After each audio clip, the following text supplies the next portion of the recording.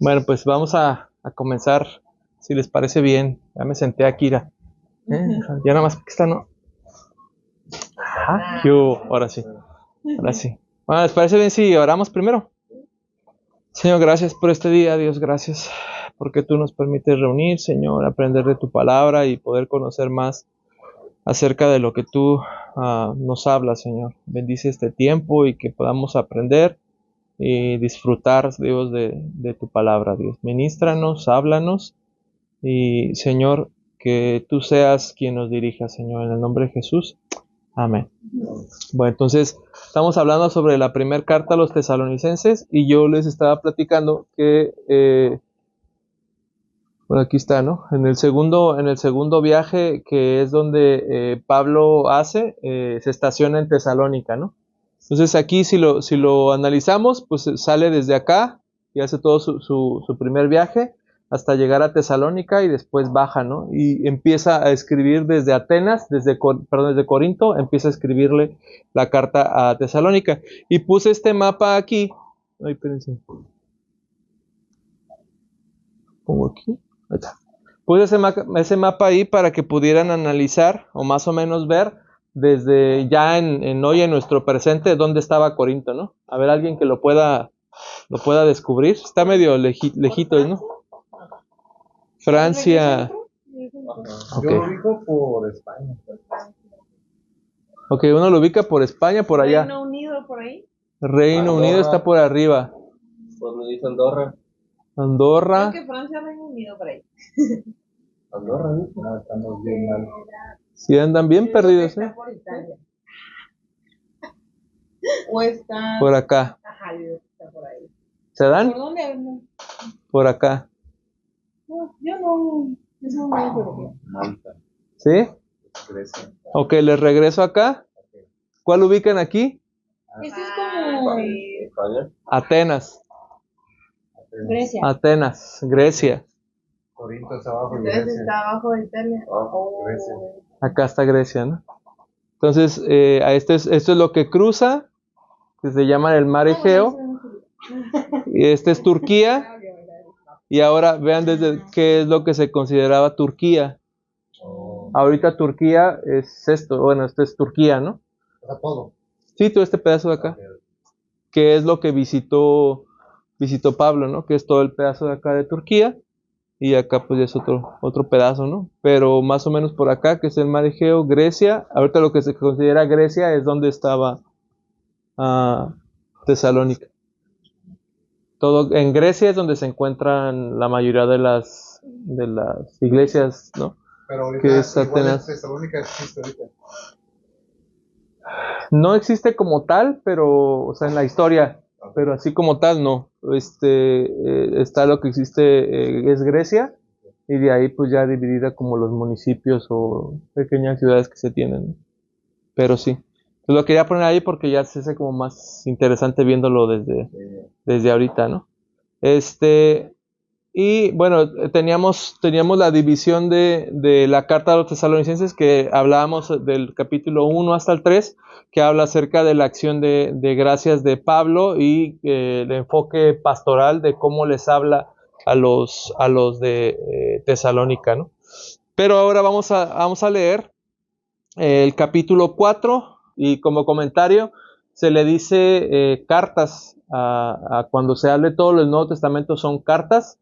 Y en el Antiguo Testamento son libros. Entonces se dice primero de Reyes, primero de Samuel, segundo de Samuel, porque son libros. Entonces primero libro y las cartas es la primera carta, ¿va? Más como para enriquecer. Dice entonces, lo voy a leer estamos leyendo en la Reina Valera 60, ¿va? Dice capítulo 4 versículo 1: por lo demás, hermanos, os rogamos y exhortamos en el Señor Jesús que de la manera que aprendisteis de nosotros, como os conviene conduciros y agradar a Dios, así que abundéis más y más. Y luego dice, porque ya sabéis qué instrucciones os dimos por el Señor Jesús. Aquí cuando empiezo a leer dije, pues en qué momento qué instrucciones le dio, ¿no? O sea, porque si lo lees, dices, porque ya sabemos qué instrucciones os dimos por el Señor Jesús. Entonces yo estaba pensando, dije, pues a lo mejor durante las 3 semanas como mínimo que estaba allí, pues fue lo que les dijo, ¿no? Porque recordemos que Tesalónica era una iglesia creciente, o sea, no era que ya tenían mucho tiempo, es una iglesia que creció apenas en el viaje de Pablo, que se quedó en esa ciudad 3 semanas y empezó a compartir, y los que se convirtieron en ese tiempo, pues son los que se quedaron ahí haciendo la nueva iglesia. Entonces, Pablo les estaba escribiendo a ellos, a esa nueva iglesia que estaba creciente. Entonces dice, pues ya sabéis que las instrucciones que les dimos por el Señor Jesús, y mira lo que dice después, pues la voluntad de Dios es ¿qué? Es Vuestra santificación. Entonces me llama la atención que dice, la voluntad de Dios es vuestra santificación. Y después dice que os apartéis de fornicación, y luego que cada uno de vosotros sepa tener su propia esposa en santidad y honor, no en pasión de concupiscencia como los gentiles que no conocen a Dios, que ninguno agravie ni engañe en nada a su hermano, porque el Señor es vengador de todo esto, como ya os hemos dicho y testificado. Pues no nos ha llamado Dios ¿a qué? A inmundicia, sino a santificación. Así que el que desecha esto no desecha al hombre, sino a Dios, que también nos dio su espíritu. Cuando yo empiezo a leer esto, dije, a ver, como que ¿por qué se enfoca tanto Pablo en hablar acerca de temas sexuales, ¿no? Porque está enfocado en eso, les habla directo a temas sexuales, pero no nada más a temas sexuales, sino a temas que tienen que ver con la carne. O sea, eso es lo que yo estaba pensando. Dije, tiene que ver mucho con el tema de la carne, ¿no? Y cuando lo empiezo a leer, yo lo divido en esta parte de aquí. Lo divido como alejarse de fornicación, que eran cuestiones de la carne. Luego habla que si tú estás casado, que tengas una sola esposa, y que disfrutes tu relación en santidad y en honor hacia tu esposa. Y después habla de concupiscencia. La palabra concupiscencia es igual como un apetito desordenado de placeres deshonestos. Esa es la palabra concupiscencia, ¿no? Después habla acerca de cuidarse, de no pecar con tu hermano en la fe, y habla, posterior en otros versículos lo vamos a leer, de amor fraternal y de no estar en ociosidad y trabajar, ¿no? Pero analizando este punto yo decía, Señor, pero ¿por qué les hablas tan directo y enfocado en ese tema de sexual, ¿no?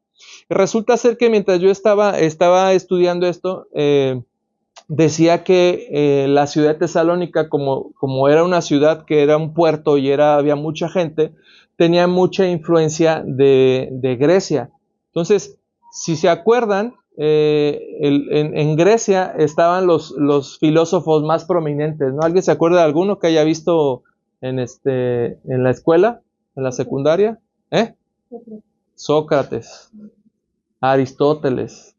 Pensadores que pues veían todo y analizaban y filosofaban, ¿no? ¿Y por qué el agua gira o el agua toma su cauce?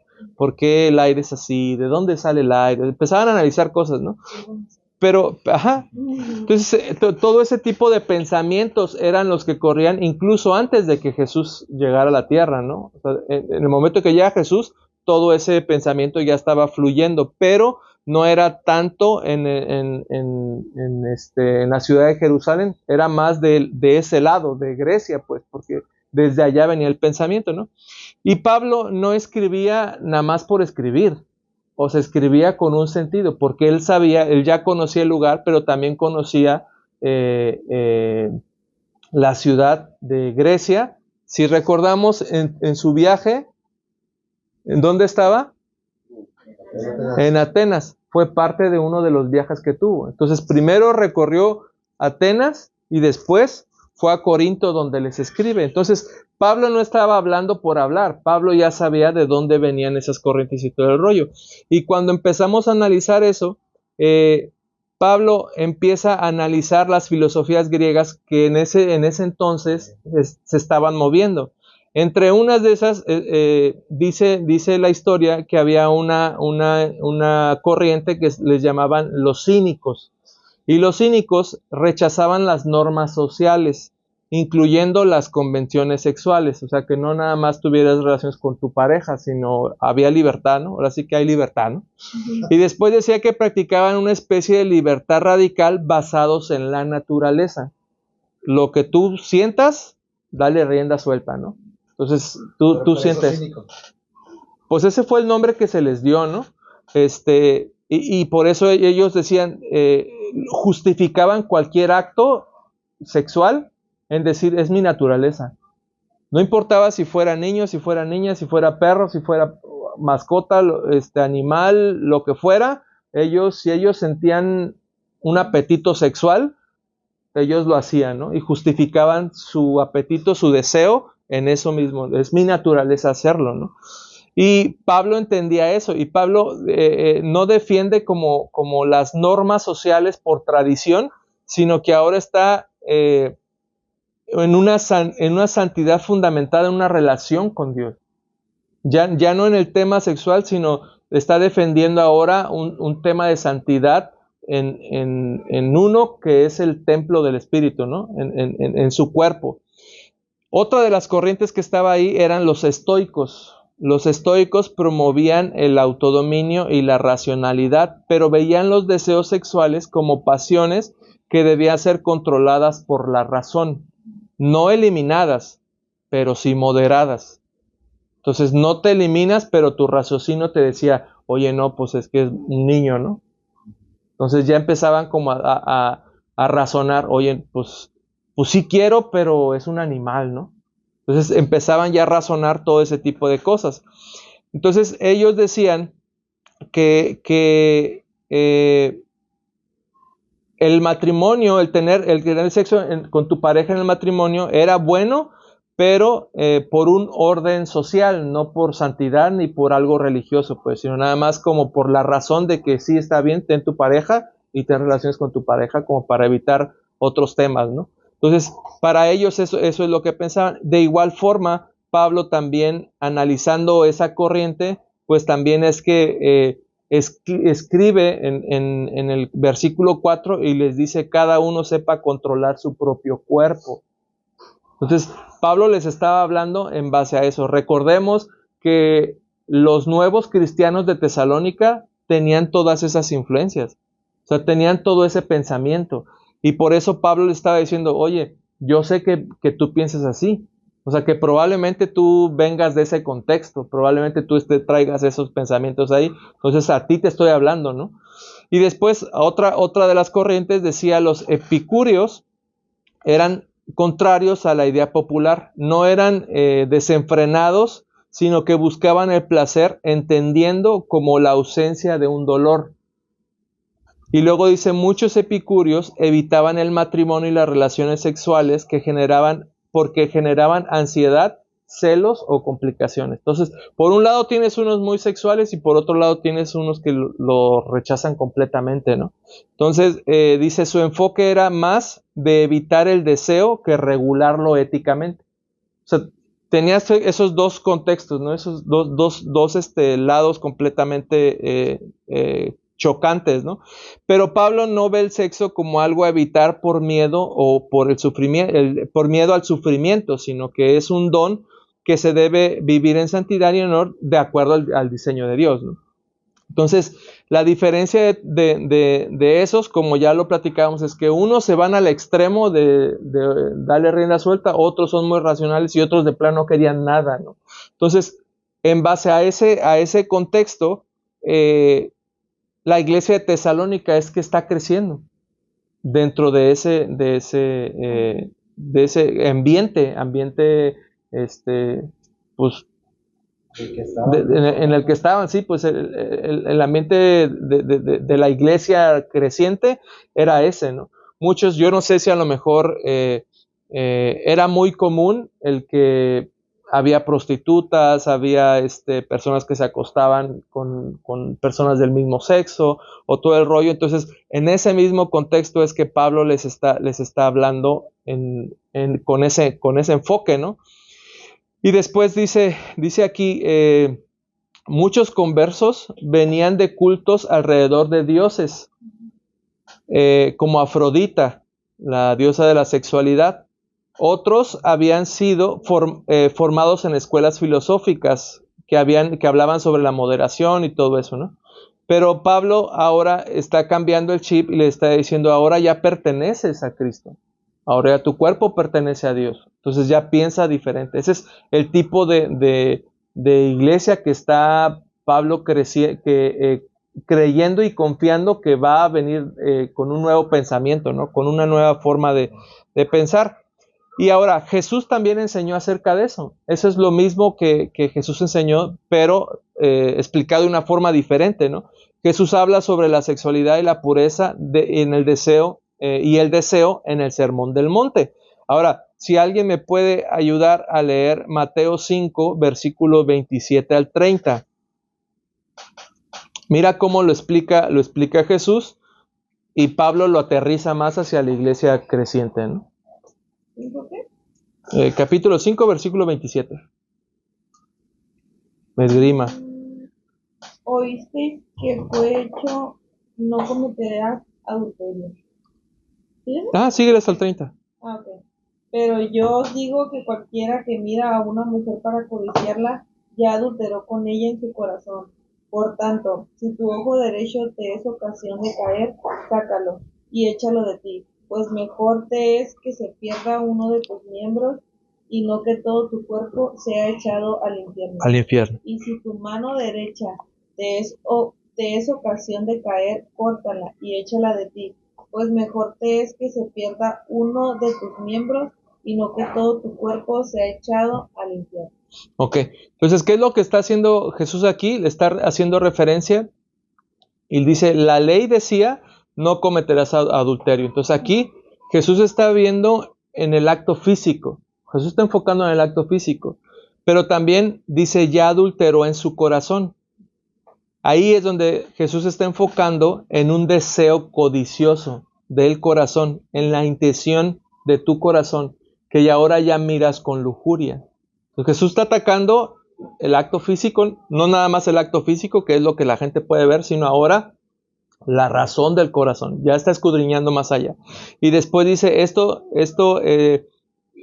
quita todo cualquier moralismo que podamos decir, ¿no? Ya no es acerca de la moral, sino que ya no basta solo con tocar, sino que ahora Jesús está cambiando y dice, ya no te preocupes nada más en el deseo de tocar, sino ahora preocúpate por sanar tu deseo desordenado, tu deseo de hacer algo incorrecto, pues.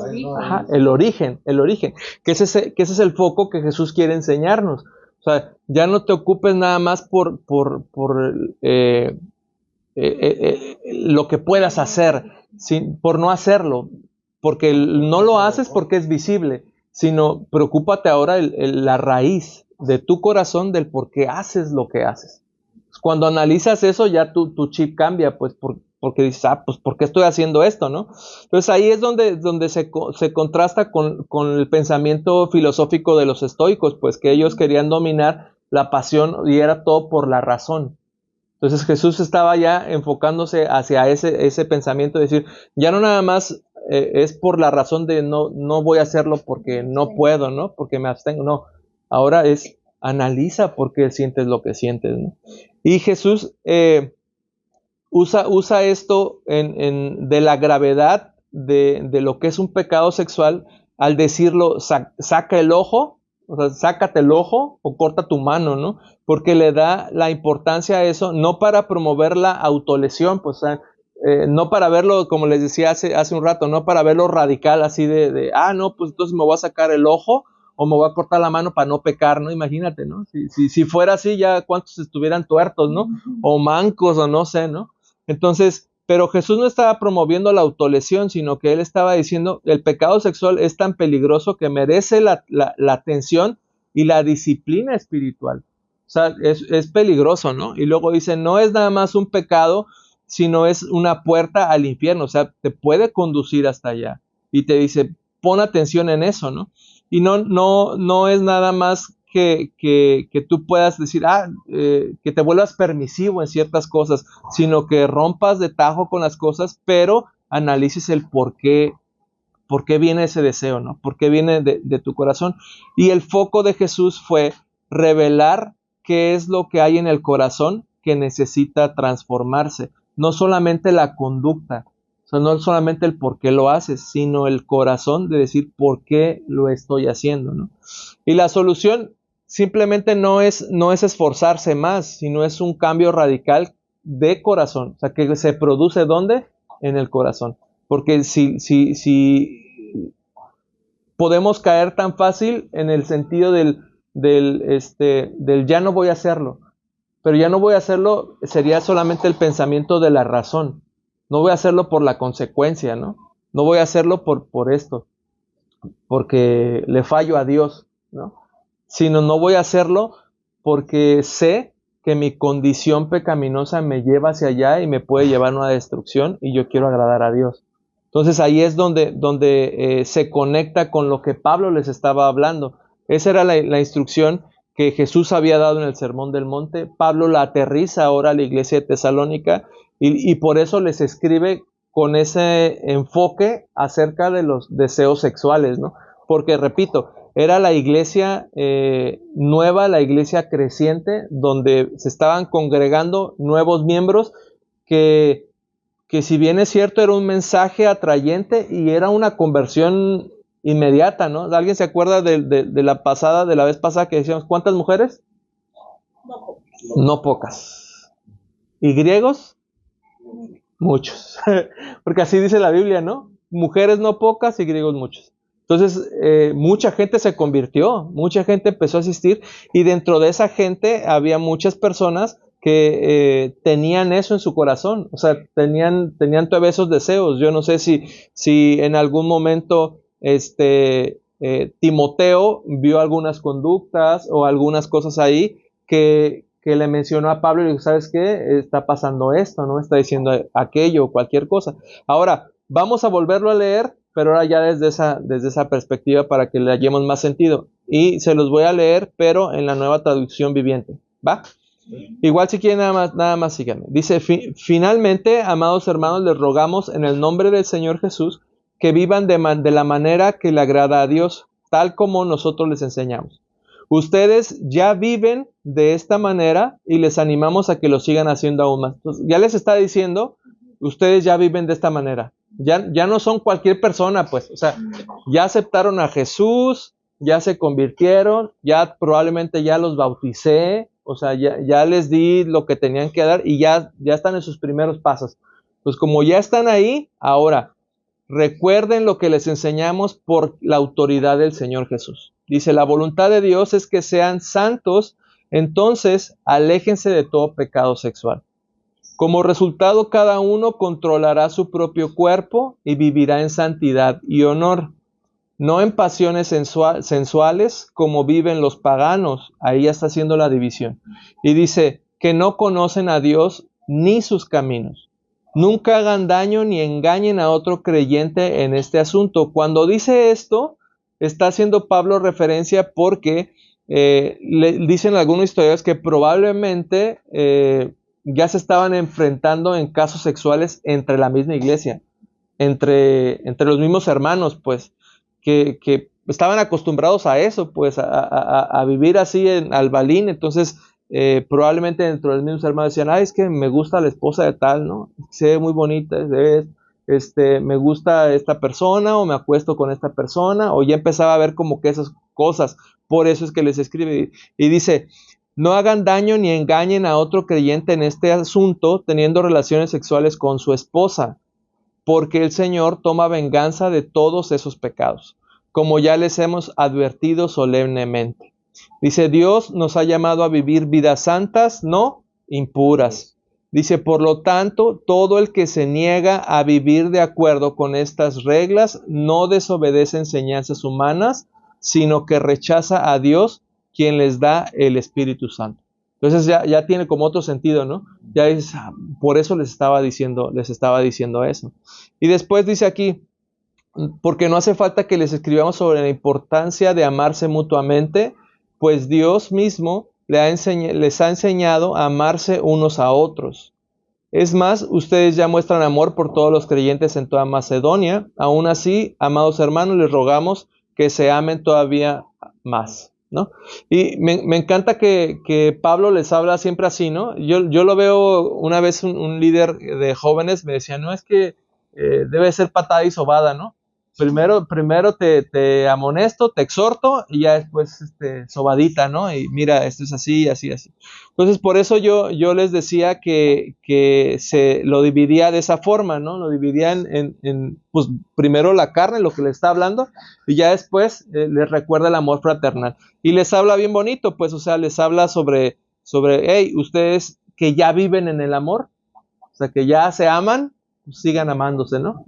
Pero lo están haciendo bien porque ya toda Macedonia, o sea, toda esa área ya se dio cuenta de su amor y de lo bien que lo están haciendo, ¿no?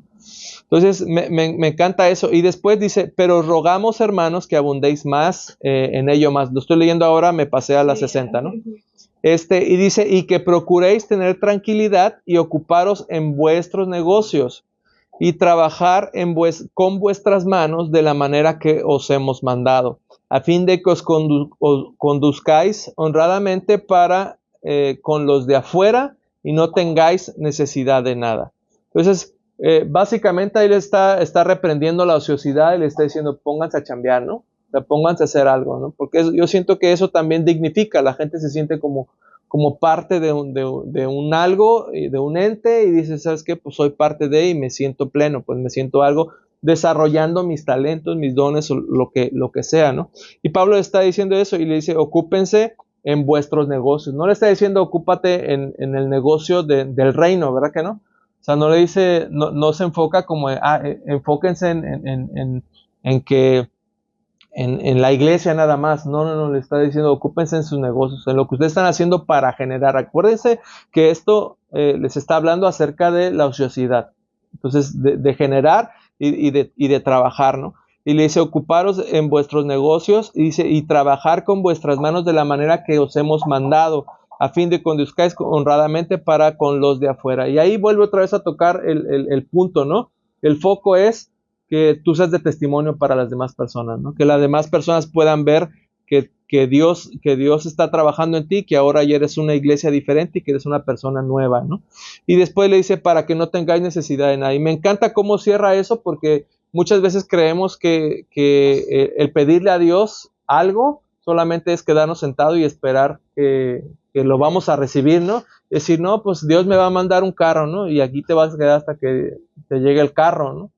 Y yo, el catimóvil, ¿no? Y yo no dudo que así suceda, pues yo he escuchado muchos testimonios de que a veces así pasa, ¿no? Dios provee, pero lo que está enseñando Pablo es que todo lo que tú emprendas, o sea, va a traer una consecuencia y vas a tener un fruto de lo que tú produces.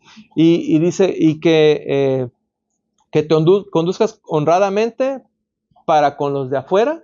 Y dice, y no tendrás necesidad de nada. O sea, trabaja para que no te haga falta nada, ¿no? Y me gusta eso porque les está dando esa instrucción a ellos, una iglesia nueva, una iglesia que va creciendo, y les dice, pues, échale y haz las cosas bien, ¿no? Básicamente eso es lo que les dice, ¿no? Y ahora también viene unos pasajes que también son muy muy buenos para esa iglesia que está viviendo, no nada más mover sexual, no mover sexual, sino estas filosofías que llegan de muchos lados, sino que también, si recordamos, están pasando persecución. Están pasando por un momento en el que están siendo perseguidos los cristianos en ese entonces, y así como los están siendo perseguidos, muchos están dando la vida por Jesús. Y esta iglesia no está exenta, ¿no? Están pasando por eso también. Y ahora es lo que Pablo les empieza a narrar en el versículo 13. Y dice, tampoco queremos, hermanos, que ignoréis acerca de los que duermen, para que no os entristezcáis como los otros que no tienen esperanza. Y ahí analicemos un poquito eso, ¿no? Porque le está diciendo, no quiero que ignoren acerca de los que duermen. La palabra que duermen se refiere a los que ya murieron. Pues está haciendo referencia a la gente que ya murió. Ahora vamos a leerlo así. Tampoco queremos, hermanos, que ignoréis acerca de la gente que ya murió, para que no os entristezcáis como los que no tienen esperanza. Porque si creemos que Jesús murió y resucitó, así también traerá Dios, ¿con quién? Con Jesús, a los que durmieron en él. ¿Qué está queriendo decir? Hay esperanza para los que nos están quitando, ¿no? Hay esperanza para aquellos que ya murieron. Aquellos que recuerden, imagínate que tú estás ahí en Tesalónica, en la ciudad, y de repente ya se llevaron a tu sobrino, se llevaron a tu primo, se llevaron a tu papá, a tu mamá, y ya le dieron cuello, ¿no? Entonces, los de la ciudad, los de Tesalónica, creyentes nuevos, están diciendo, oye, pues, Timoteo, ¿qué va a pasar con esa gente que ya murió, no?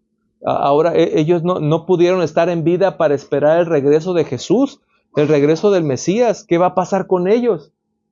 Entonces, me imagino que Timoteo lleva ese mensaje a Pablo y ahora Pablo les da esa esperanza, ¿no? Y les dice, no ignoramos acerca de lo que está sucediendo con esos que ya murieron.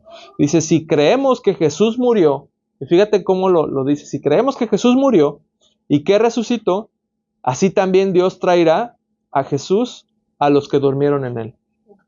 Con Jesús a los que durmieron en él.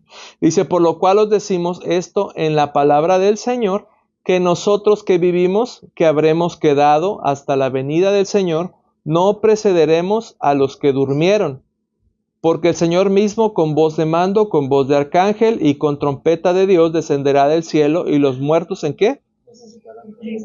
Los muertos en Cristo resucitarán primero.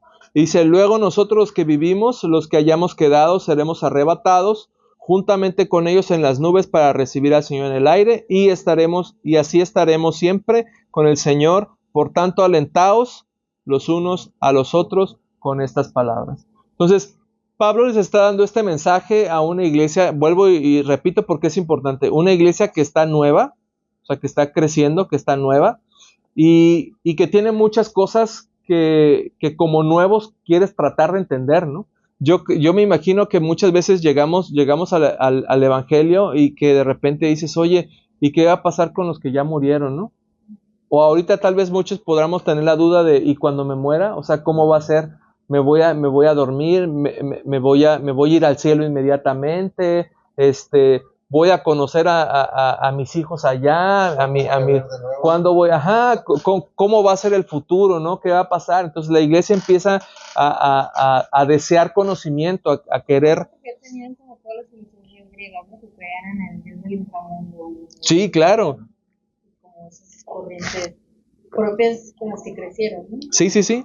Entonces Pablo está como queriendo aterrizar todo ese tipo de pensamientos, de filosofías y de cosas que la iglesia estaba teniendo ahí. Pero fíjate, vamos a analizar los versículos para que veamos la profundidad de esos pasajes. Mira desde que dice el versículo 14. A ver si lo logras ver de quién está hablando. ¿Sale? Entonces leemos el 14. Dice, porque si creemos que ¿quién? Jesús murió y resucitó, así también traerá ¿quién? Dios con Jesús. Ahí está hablando Dios y Jesús, ¿no es cierto? Jesús y Dios. Y dice, a los que durmieron ¿en quién? En él. Y después dice, por lo cual os decimos esto en la palabra del Señor. Dice que nosotros que vivimos, que habremos quedado en la venida del Señor, no precederemos a los que durmieron, porque Él, Señor mismo con voz de mando, con voz de arcángel y con trompeta de Dios, descenderá del cielo, y los muertos En Cristo resucitarán primero. ¿No te surge la misma pregunta de decir por qué los pones diferentes? O sea, ¿por qué Pablo no les dijo, si creemos en Jesús, que murió y resucitó, así también traerá Dios con Jesús a los que durmieron en él? Por lo cual os decimos que esto en la palabra de Jesús Dice que nosotros que vivimos habremos quedado hasta la venida del Señor, en lugar de Señor, poner a Jesús. Pues estamos hablando de la misma persona, ¿no? Es la misma persona, pero lo está haciendo mención con diferentes nombres. Ahora, yo analizando esto dije, ¿por qué? O sea, ¿por qué le dice en unos Jesús, Señor. en otros Señor, y en otros marca la diferencia entre Dios y Jesús y Cristo? ¿Sale? Pues porque está hablando de los tres. Entonces, como está hablando de esos tres nombres, está hablando de ese pensamiento de Pablo acerca de la verdad de Cristo, la verdad de Jesús, porque les está enseñando quién era Jesús. Jesús, sí, lo está dividiendo todo. Está explicando a Jesús como su parte humana, a Jesús como su parte de deidad, como Señor, y a Jesús como su parte de Cristo, el ungido. Para que los judíos me entiendan, les digo Cristo. Que los judíos me entiendan, les digo Cristo. Y es el ungido, y es el Mesías, y es el esperado. Para que los gentiles me entiendan, les digo Jesús. Y para que todos me entiendan, les digo Señor. Pero habla acerca de la misma persona. Para todos era el mensaje. Para que la gente pudiera entender la profundidad de esto. Y eso es doctrina. O sea, en esos pasajes les está hablando acerca de la deidad de Cristo, de su naturaleza y de la salvación acerca de Jesús. Entonces, en ese pensamiento vamos a volverlo a leer y lo leemos en la Nueva Traducción Viviente. Se los voy a leer. Perdón. Dice en el versículo 14, capítulo 4. Dice, pues ya que creemos que Jesús murió y resucitó, también creemos que cuando Jesús vuelva, en ese pedazo está hablando solo de Jesús, ¿no? Y dice, cuando Jesús vuelva, Dios traerá junto con él a los creyentes que hayan muerto. Les decimos lo siguiente de parte del Señor.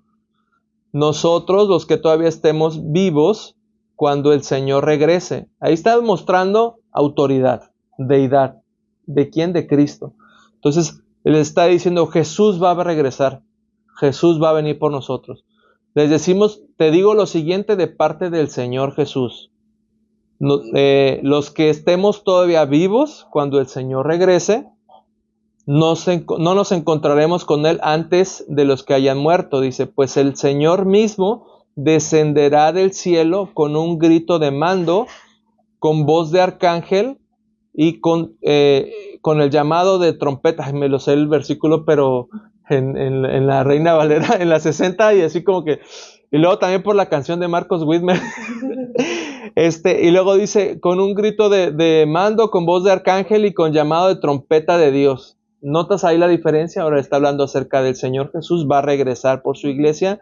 Y dice, primero los creyentes que hayan muerto se levantarán de sus tumbas.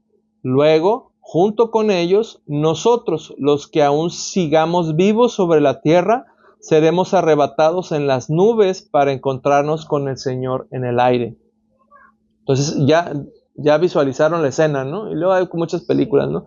Pero esa es la escena. Viene el Señor Jesús, los que murieron se levantan al cielo y nosotros somos arrebatados. Eso es lo que está explicando Pablo a esta iglesia, ¿no? Y dice, luego junto con ellos nosotros, los que aún seguimos vivos sobre la tierra, seremos arrebatados en las nubes para encontrarnos con el Señor en el aire. Entonces estaremos con el Señor para siempre. ¿Con cuál Señor? Con Jesús. Así que anímense unos a otros con estas palabras. ¿Hasta aquí? ¿Todo bien? ¿Claro? ¿Sí? ¿Seguros? Entonces dice ahora el capítulo 5. Voy a regresarme a la Reina Valera porque pues, es la que traemos todos, ¿no? Dice, pero acerca de los tiempos y de las ocasiones, y siento aquí a Pablo de una vez ya como que acotando los temas, ¿no? O sea, ya te dije que va a suceder y me imagino que vas a tener la pregunta, ¿para cuándo, no?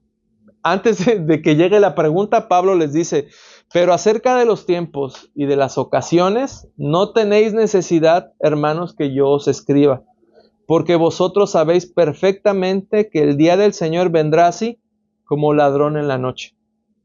que cuando digan paz y seguridad, entonces vendrá sobre ellos destrucción repentina, como los dolores a la mujer encinta, y no escaparán. O sea, básicamente le está diciendo, no sabemos, ¿no? Que es lo mismo que Jesús dijo, fueron las palabras de Jesús, pues nadie sabe, ¿no? Ahora sí que como dijeron, nadie sabe, nadie supo. Dice, mas vosotros, hermanos, no estáis en tinieblas para que aquel día os sorprenda como ladrón. Entonces, si analizamos estos versículos, Pablo está enseñándoles que esto que va a suceder no está como implícito en que la iglesia va a pasar por una tribulación o por algo malo, ¿sale? Les está diciendo, ustedes que no estás en tinieblas, tú que estás en Cristo, que vives en Cristo, dice, ese día no te va a sorprender, o sea, no va así como que y ya me quedé, ¿no? O algo así, no, tú vas a ser parte de eso, ¿no? Y después dice, porque todos vosotros sois hijos de luz e hijos del día, no somos de la noche ni de las tinieblas. Entonces, les está hablando a los cristianos, ¿no? A los creyentes nuevos. Y dice, por tanto, no durmamos como los demás, sino velemos y seamos sobrios. Pues los que duermen, de noche duermen, y los que se embriagan, de noche se embriagan. Pero nosotros, que somos del día, seamos sobrios, habiéndonos vestido con la coraza de fe y de amor, y con la esperanza de salvación como yelmo, porque no nos puso Dios para ira, sino para alcanzar salvación, por medio de nuestro Señor Jesucristo, quien murió por nosotros, para que ya sea que velemos o que durmamos, vivamos juntamente con Él. Por lo cual, animaos unos a otros y edificaos unos a otros, así como lo hacéis. Vuelvo otra vez, ¿no? Patá y sobada. Entonces, les está diciendo, oye, ya te estoy diciendo que eso va a pasar, qué es lo que va a acontecer en los tiempos finales. Pero no te preocupes, o sea, ustedes manténganse ustedes alerta, ¿no? Por eso hace esa analogía del velar y ser sobrios. No les está diciendo que mantengas el ojo pelón, ¿no?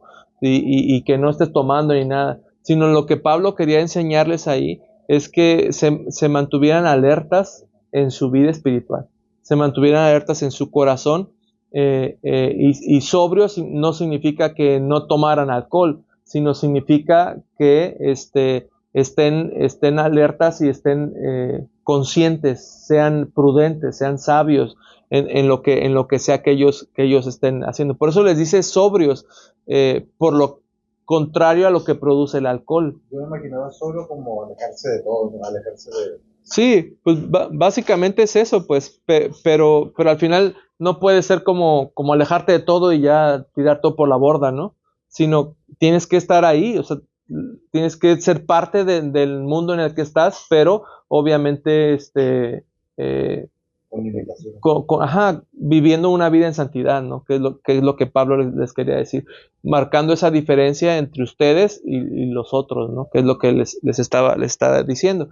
Y después dice, habiéndonos vestido con la coraza de fe, de amor y la esperanza de la salvación como un yelmo, como un casco, algo que los caracterice a ustedes como creyentes, como cristianos, que sea eso, pues, la fe, la esperanza, el amor. Y que la gente que no conoce a Cristo pueda ver eso reflejado en ustedes. Eso es básicamente lo que le está diciendo. O sea, no se preocupen por cuándo va a suceder. No se preocupen porque Cristo va a venir. Ustedes manténganse viviendo agradable a Dios en santidad durante todo el tiempo, ¿va? Y eso es lo que Pablo les estaba enseñando. Dice, para que ya sea que velemos, y aquí hace esa analogía entre velar, que velar lo está mencionando ahí como que vivamos, como que tengas vida, porque mira qué dice en el versículo 10, dice, ya sea que velemos o que durmamos. Y durmamos era referencia a ¿qué? A los que estaban muertos. Entonces está haciendo referencia, ya sea que vivas o que mueras. O sea, cualquiera de las dos cosas, vivamos juntamente con Él. Eso es lo que Pablo les está animando a que vivan en fe, a que estén ahí fijos. ¿Duda? Sácala.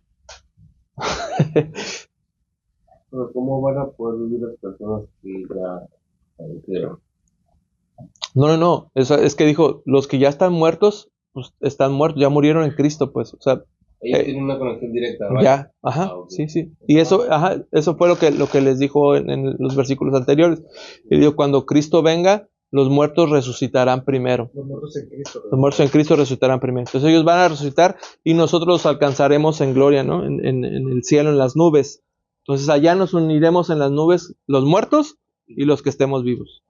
Eso fue lo que les dijo. Entonces ahí viene hay un versículo, no recuerdo dónde, que dice, para mí el vivir es Cristo y el morir se podría decir que Es ganancia, ¿no? Uh-huh. Y va involucrado casi a... Si te das cuenta, esta es la primera carta que escribe Pablo a las iglesias.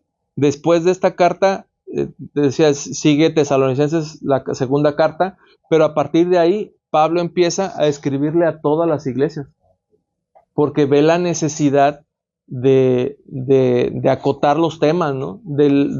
O sea, hay una iglesia nueva que está creciendo, que no tienen, si bien es cierto, tienen pastores, tienen líderes ahí que están como de alguna forma dirigiendo los puntos doctrinales o la fe como tal.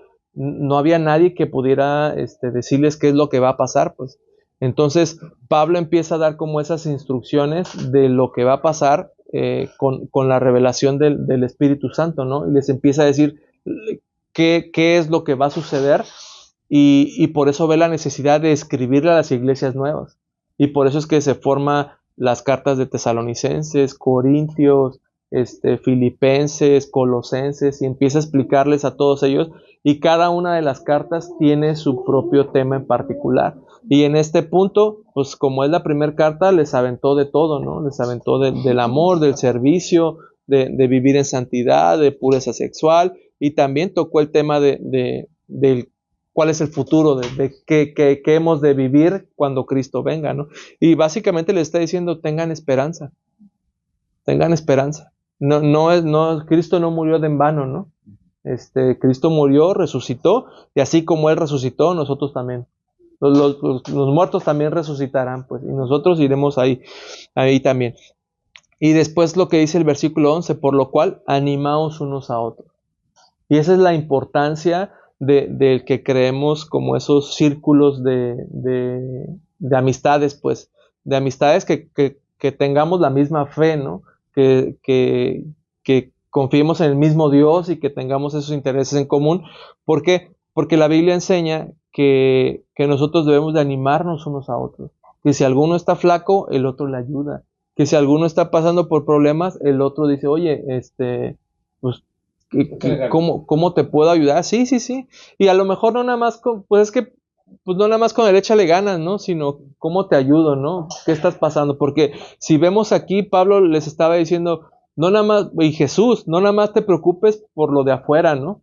No nada más te preocupes por la consecuencia sino preocúpate también por lo interior, por cuál es la raíz del por qué haces lo que haces, ¿no? Y yo platicaba con algunas personas y les decía que este último año, yo le agradecía a Dios, pues, y les decía, es que yo agradezco a Dios porque este último año ha sido de constante aprendizaje de mí mismo, pues, de qué cosas hay en mi corazón y del por qué reacciono como reacciono, ¿no? Del por qué hago las cosas como las hago, del por qué pienso lo que estoy pensando, y tratando de analizar el por qué estoy haciendo las cosas, ¿no? Y en mucho de mi contexto yo puedo ver que, por ejemplo, vengo de una familia disfuncional, de un papá que dejó a mi mamá cuando yo tenía 2 años, cuando mi hermano estaba en brazos, que hubo adulterio en mi familia.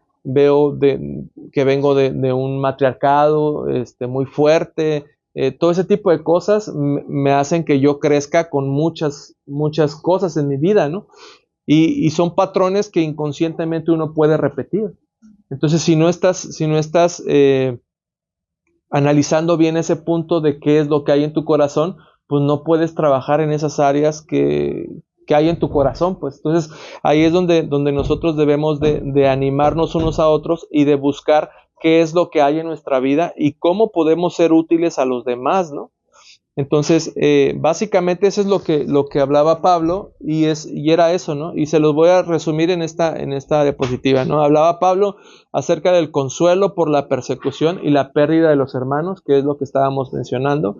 Hablaba también que los muertos en Cristo irán con Dios, ¿no? Hablaba sobre el preceder, dice que creían que los muertos no alcanzarían la venida de Jesús o no participarían en la resurrección por haber muerto. Entonces ahí es donde dice que los que precedieron, o sea, los que ya se murieron, que era el versículo, ¿no? Después habla también acerca de Jesús, veíamos que habla como Jesús, como su humanidad, como algo histórico, y habla acerca de Jesús como esa relación que se tenía con ese Jesús que conocieron en ese entonces, y también habla como Señor, como autoridad, como poder, como deidad, y también como Cristo, que significa ungido, como la salvación y la relación para los judíos con el Antiguo Testamento, ¿no? Entonces ahí veíamos cómo en estos versículos Pablo estaba tocando todos esos puntos, y también el velar y el ser sobrio, que no es una condición meramente de salvación, porque se pudiera pensar que debemos de estar velando y ser sobrios, ¿no? Estar así para que podamos llegar a esa salvación, ¿no? Para que cuando Cristo venga seamos arrebatados. Y no es lo que Pablo quería enseñar, sino que el ser sobrio y el velar es una evidencia de que perteneces a Cristo. Y en el versículo 10 dice, basado en la obra de Cristo y no en la fidelidad humana. ¿Por qué? Porque no se trata de lo que nosotros podemos lograr hacer, sino se trata del sacrificio de Jesús, ¿sale? Y eso es ahí lo que Pablo quería enseñar con ellos, ¿no? Y vamos a leer ya, por último, los últimos versículos que habla Pablo, y dice, os rogamos, hermanos, versículo 12, os rogamos, hermanos, que reconozcáis a los que trabajan entre vosotros y os presiden en el Señor y os amonestan. Y ahí está la relación, ¿no? O sea, sí existía liderazgo, no estaban a la deriva, sí existía alguien dentro de estas iglesias nuevas creyentes, ¿no? Crecientes. Y luego, dice que os presiden en el Señor y os amonestan, dice, y que los tengáis en mucha estima y amor por causa de su obra. Y ahí pon atención, porque dice que lo tengáis en estima y amor por causa. A ver, ahora te pregunto, ¿la obra de quién? A ver, lo volvemos a leer. Dice, y que los tengáis en mucha estima y amor por causa de su obra. ¿Pero de quién está hablando? De lo que ellos hacen. Está hablando, dice, vuelvo al 12. Reconozcan a los que trabajan entre vosotros y os presiden en el Señor y os amonestan, y que los tengáis en mucha estima y amor por causa de su obra. Aquí quiero poner ese paréntesis porque es necesario que nosotros veamos a la gente que preside, a la gente que está en el liderazgo. Ahora sí que sus frutos darán testimonio de lo que hacen, ¿no? Entonces, en base a esos frutos, te está diciendo que los tengas en mucha estima y en mucho amor. ¿Sale? Entonces, en base a ese fruto. ¿Sale? Ahora sí que pones esa vara alta, pues. O sea, está hablando, el 12 está hablando del trabajo que hacen ellos, el trabajo que entre nosotros están haciendo, y el 13 está hablando que sea como sea, que los amemos, ¿no? Porque tú lo estás diciendo por causa de eso, o sea, por lo que ellos están haciendo. No sé si me expliqué. Sí, no, o sea, los líderes que sean, hagan el trabajo que están haciendo, ya sea mal o bueno, nosotros tenemos que tener como esa estima hacia ellos, ¿no? Como ese amor para con ellos. Ajá, pues a ver, vamos a analizar ese punto. Lo que yo entendería es que lo que está diciendo es, reconoce a los que trabajan entre vosotros y aquellos que presiden, el liderazgo, ¿no? Reconoce a los que están trabajando en la obra y aquellos líderes que te están exhortando y enseñando y todo el rollo. Dice, y que los tengáis en mucha estima y amor por causa de su obra. Reconozco a mis líderes, a mis actores, por lo que hacen por lo en... que Por hacen, lo que y les hacen tengo bueno, ¿no? Yo lo entiendo como algo bueno. y que les tenga mucho aprecio y amor por lo que están haciendo para Dios. Ahora, fíjate lo que dice en la Nueva Traducción Viviente. Por eso es bueno también estudiarla en diferentes versiones. Dice, amados hermanos, honren a sus líderes en la obra del Señor. Ellos trabajan arduamente entre ustedes y les dan orientación espiritual. Ténganles mucho respeto y de todo corazón demuéstrenles amor por la obra que realizan. Y vivan en paz unos con otros. Entonces, ¿qué obra realizan? La obra del Señor. Trabajan arduamente y los amonestan. O sea, les dan orientación espiritual. ¿Quieres comentar algo? Te noto con cara de estoy... Sí. Pues yo tengo la del lenguaje actual y dice A ver. más o menos lo mismo que tú estás. Que la traducción viviente. Dice, hermanos, les rogamos que respeten a los líderes de la iglesia. Ellos se esfuerzan mucho para enseñarles a vivir su vida cristiana. Por eso, empecemos a tratar con respeto y amor por todo lo que hacen y vivan en paz los unos con los otros. Entonces, yo lo que yo sentiría es que no se trata de si hacen una buena obra o una mala. O sea, no está diciéndoles Pablo, independientemente de cómo se porten, tú hónralos. O sea, no, les está diciendo en base a esto, o sea, le está poniendo en línea. Yo siento que Pablo ni siquiera contempló que se pudieran comportar mal, pues, que pudieran hacer algo malo, sino le habla y dice, reconoce y ámalos y hónralos a la gente que está trabajando por ti, a la gente que te está cuidando espiritualmente, que te está amonestando, que te está guiando. O sea, a esos, dice, tenlos en mucha estima y amor. ¿Sale? Eso es lo que yo interpretaría, ¿no? ¿Sí? Y luego dice, también os rogamos, hermanos, que amonestéis a los ociosos. Vuelve otra vez a tocar el tema, ¿no? Con los que no chambean, ¿no?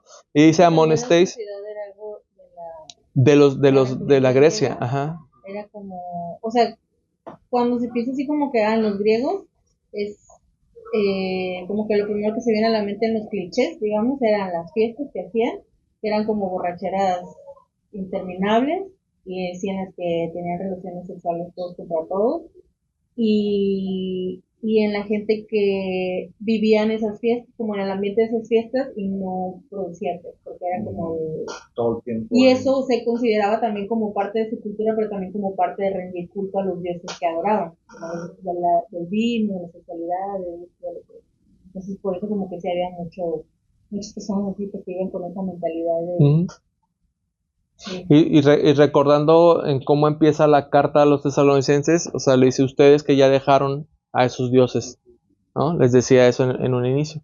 Y dice, amonestéis a los ociosos, que alentéis a los de poco ánimo y que sostengáis a los débiles, que sean pacientes para con todos. O sea, les está dando como las instrucciones de ahora, pongan atención en esto, ¿no? Y después dice, mirad que ninguno pague a otro mal por mal. Antes, seguid siempre lo bueno unos para con otros y para con todos. Y ahí yo sí siento que no les está diciendo como depende, solo los buenos o solo aquellos que te tratan bien, trátalos bien. O sea, no, ahí sí está dando la instrucción de que pongas atención, de que si sabes que alguien está pagando mal con otro mal, amonéstalo, ¿no? O sea, le está diciendo, mirad que ninguno pague a otro mal por mal. O sea, ponte trucha en lo que la gente está haciendo, ¿no? Que también como que reafirma lo que les había la enseñanza de Jesús en el monte, ¿no? Que ustedes habían escuchado que ojo por ojo y diente por diente, pero yo les digo que no, que ya no sea así, ¿no? Que sino que sea menos. Entonces ya está dando como esas instrucciones a esta iglesia creciente, ¿no? Y luego después dice, estad siempre gozosos. Y después dice, orad sin cesar. Y como comentario, ese versículo, orad sin cesar, es uno de los más pequeños de la Biblia, ¿no? Es el más corto. Orad sin cesar. El Jesús lloró es el más corto. Y el que le sigue es otro, porque son 3 palabras. Y ahí dice, no que ores sin cesar, ¿no? Dice, orad sin cesar.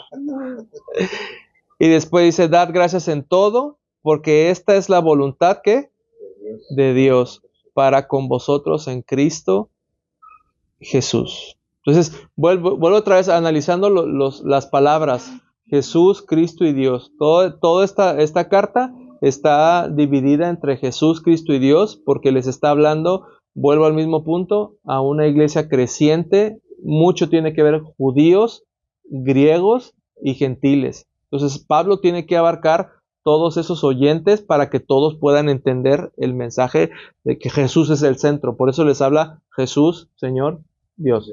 ¿Sale? Entonces dice aquí, dar gracias en todo porque es la voluntad de Dios para con vosotros. ¿En quién? En Cristo. Y dice, no apaguéis el espíritu, no menospreciéis las profecías. Y dice, examinadlo todo, retened lo bueno. Y después absteneos de toda especie de mal. Y ahí quiero enfatizar nada más donde dice, no menospreciéis las profecías. ¿Por qué? Porque en ese tiempo había profetas, o sea, había personas que daban la palabra de Dios y Dios los usaba en profecía.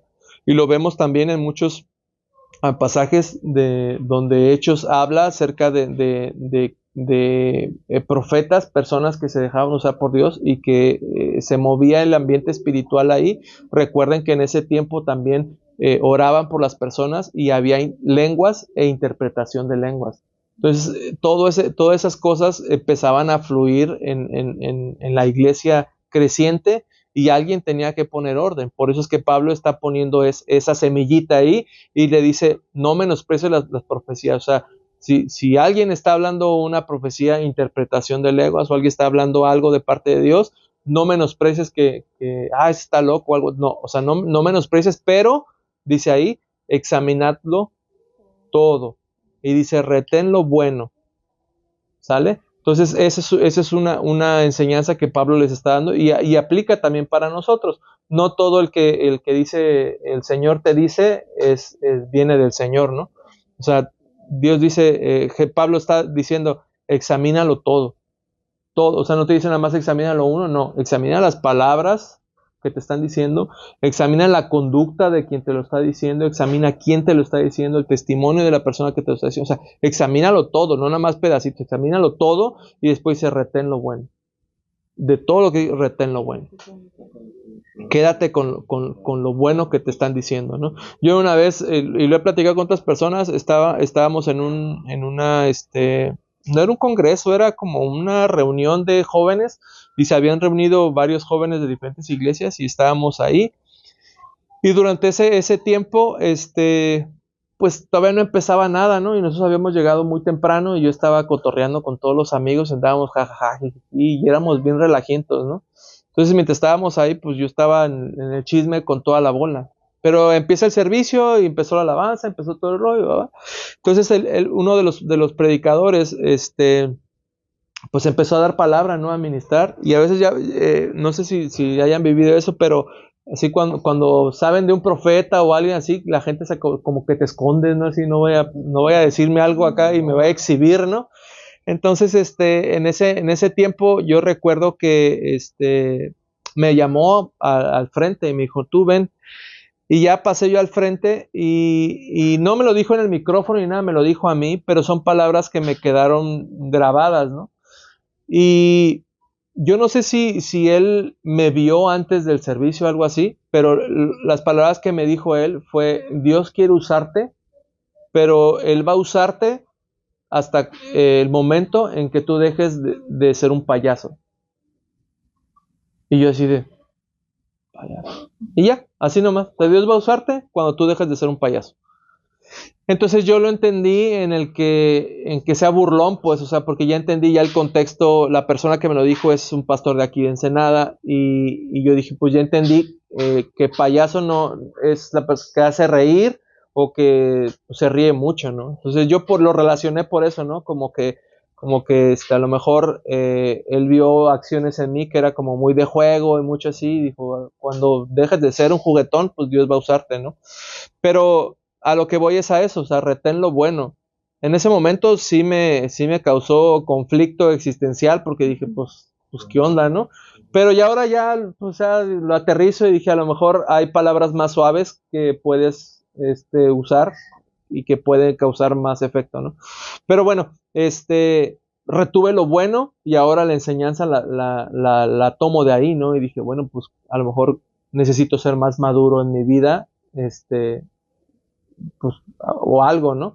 Que ahora ya después de muchos años lo entiendo y digo, pues, o sea, si Dios te va a usar, pues te va a usar, ¿no? Sí, vas a madurar muchas cosas, sí tienes que eh, eh, trabajar en muchas áreas de tu vida, pero es un proceso, no es algo como que, pum, ya pasó, ¿no? Y lo vemos en las cartas, o sea, Pablo está enseñando y está diciendo, es un proceso que vas a vivir, que tienes que cambiar y que tienes que hacer todo eso, ¿no?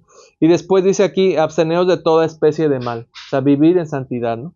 Y dice, y el mismo Dios de paz os santifique por completo. Y nota ahí que ya no dijo el Señor Jesús, ya lo escaló, ya fue más para arriba, ¿no? Y dijo, y el mismo Dios de paz os santifique por completo. Y todo vuestro ser, espíritu, alma y cuerpo sea guardado irreprensible para la venida de nuestro Señor Jesucristo. Fiel es Él que os llama, el cual también lo hará. Y ahí es la primera vez que Pablo hace esta división de espíritu, alma y cuerpo, mencionando que somos tripartitos, ¿no? Espíritu y alma y cuerpo.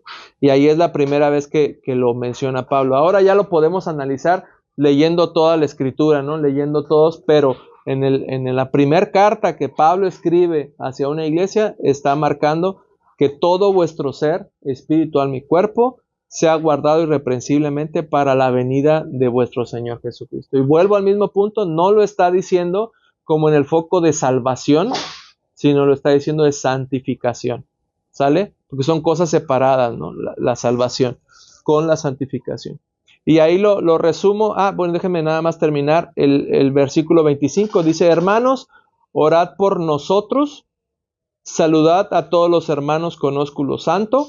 Os conjuro por el Señor que esta carta se lea a todos los santos hermanos.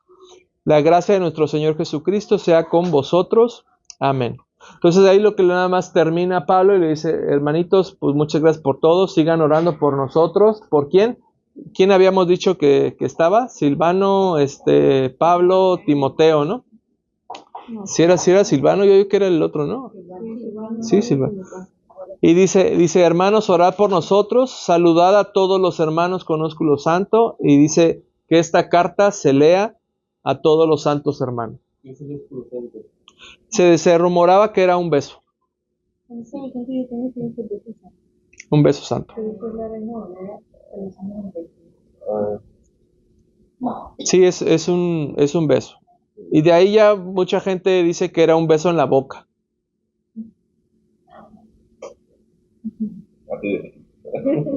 Sí, dice que algunos dicen que un beso santo era un beso en la boca, otros dicen que pues era un beso en la mano, por eso la Iglesia Católica lo besan en la mano, porque pues así como el respeto. La verdad, pues Yo creo que era más como que porque los judíos tenían la costumbre de besarse. Sí, así como de... Entonces como que llegan a otro lugar, a otra cultura y como que a lo mejor ellos eran de ese, como de besar para saludar, pero los otros como el otro contexto era como, como así, que como más... que, para que no se malinterpretara como que Sí, a tal lo vez. mejor era como un saludo que caracterizaba a Pablo y Sí, tal vez. Y bueno, resumo esos versículos como el amor a los hermanos, la paciencia y la ayuda, o sea, que se fortalezcan los círculos, se fortalezcan las personas que están unidas, el buscar a Dios y buscar al Espíritu, la advertencia de recibir una palabra profética juzgando todo, y pues la santificación, ¿no? Y ahí pues hice la mención de que es la primera vez que menciona que somos tripartitos. Entonces de ahí me gusta el cómo Pablo empieza a partir de ahí, y ya todo lo demás que leamos del Nuevo Testamento, todas las demás cartas, pues ya serán lo progresivo que Pablo va aprendiendo, va adquiriendo sabiduría, va adquiriendo conocimiento y va redactando todo lo demás, ¿no?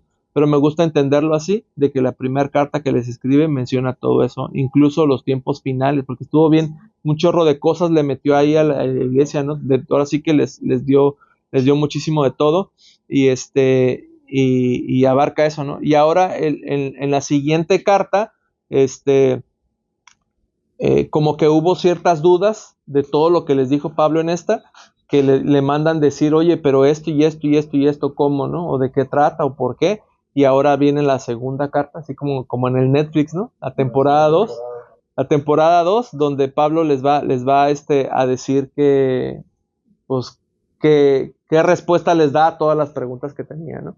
Porque, pues, o sea, si tú lees la carta así como está y te metes en el contexto de la iglesia, pues sí, a lo mejor sí te surgirían algunas preguntas, ¿no? Algunas dudas, y por eso es que Pablo les escribe una segunda carta explicándoles todo ese rollo. Y pues eso es todo. ¿Cómo ven? Está interesante, ¿no? Sí. Que te quedas como con ganas de... Un tráiler, algo así de la temporada 2. Pues ya te lo dije. Sí. Pues, en resumen, ¿no? Que va a haber dudas. Sí. Sí, va a haber dudas. Ese es el tráiler, ese es como las películas, ¿no? Te dejan esa escena final para que digas, ahora imagínate que estás reunido en una casa y de repente empieza a predicar Pedro, ¿no? O sea, Pedro así empieza a narrarte todo lo que Jesús vivió y cómo dijo y todo lo que él vivió desde su experiencia, y te empieza a contar tú como nuevo. O sea, tú nunca has escuchado nada y te acercas a la casa y empiezas a escuchar. Y ha de ser una plática bien sabrosa, ¿no? Sí. Tanto al grado que dice en unos pasajes en Hechos que se extendió hasta la noche, ¿no? Desde la mañana hasta la noche, ¿no? Y no dice si comieron o no comieron, pero pues se extendió se extendió la plática ahí bien suave. Y ahora me imagino, si lo leemos aquí en una carta, ahora imagínate si tienes a Pablo ahí,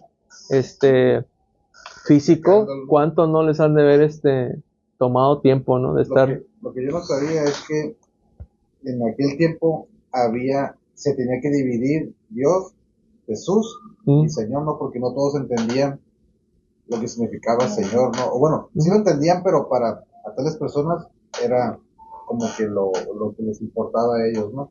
Sí. Para los gentiles, para los judíos y para los que no eran nosotros, Los griegos. los griegos. Qué extraño, ¿no? Que hubiese esas divisiones de Dios, ¿no? Siendo él mismo, ¿no? Pero se los especifica. Sí, pues que lo tiene que separar para que todos puedan entender el mensaje, ¿no? Por eso les habla de Jesús, que Jesús, la humanidad de Jesús, pero también el mismo Jesús que te predico es el mismo Jesús como Dios y es el mismo Jesús como Cristo, ¿no? Sí, pues es que, pues recuerda que era una iglesia naciendo, o sea, apenas estaba naciendo ahí la nueva iglesia y pues obviamente, sí. Del Antiguo Testamento, ni de Jesús, pues, o sea, no. Algunos, porque también había judíos que se habían convertido. Entonces tenías judíos, tenías gentiles, y dentro de los gentiles pues tenías griegos, y tenías, o sea, un chorro de gente pues de diferentes lugares. Y Creo que ya todos se han convertido, ¿no? sí, ya. O sea, ya todos estaban orados y bautizados, ¿no? O sea, ya todos andaban, pues Bien. se supone que bien. Ajá. Se supone que bien. Sí. O sea, pues echándole ganas, ¿no? Ahora sí que estaban echándole ganas en la nueva fe y todo el rollo, pero pues aún con dudas y con temas, tanto que pues Pablo empieza a darle instrucciones, ¿no? Pero sí, era una iglesia nueva de diferentes pensamientos, pues como ahorita, ¿no? Sí, no somos muy lejos de la actualidad, porque así es, ¿no? Muchos iglesias, unos que vienen del catolicismo, otros que vienen de los más religiosos, los apostólicos, o los que no creen en la Trinidad, o incluso testigos de Jehová que se van agregando a cristianismo. Sí. Entonces vienen todos de diferentes corrientes que Pablo dice, ¿no? Tengo que apaciguar a todos. Sí. Y me imagino que de ahí empiezan a haber más preguntas, pero ya enfocadas a los griegos tal vez, ¿no? Oye, ¿por qué esto? Y uno que otro judío, pero ¿y qué vamos a hacer con esto otro? ¿Y qué vamos a hacer con el otro? Entonces, de ahí ya esas preguntas las empieza a resolver en la segunda, ¿no? La segunda temporada. Sí, está. Sí, ya le eché comercial bueno, ya. Sí, para que no vayan a faltar la próxima.